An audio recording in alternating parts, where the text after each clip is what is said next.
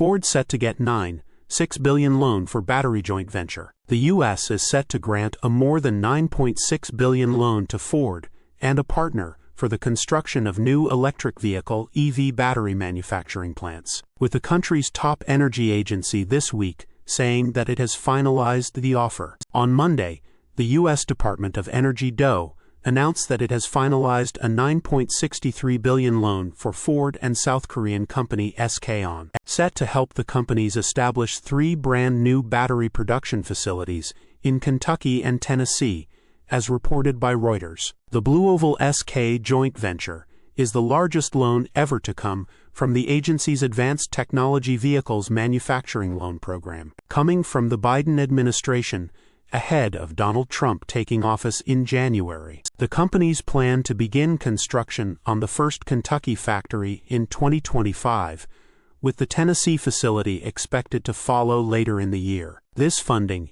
is expected to eventually support the production of 120 gigawatt-hours of EV batteries per year, and as the U.S. seeks to bolster its domestic supply chain for batteries and reduce its reliance on China. In an interview with the head of the DOE loan program, Jigar Shah, the agency official highlighted the importance of the loan enabling U.S. jobs and promoting local production of EV batteries. This program is essential to getting people to choose the United States of America, Shah said. When you look at the competition that we have from China, it is very clear to me that they have used low-cost debt for a very long time to promote a lot of manufacturing capacity that has hollowed out many communities in Kentucky, Tennessee, and other states around the country. The DOE initially offered a conditional commitment of $9.2 billion for the Ford JV loan, and some have criticized the process taking almost 18 months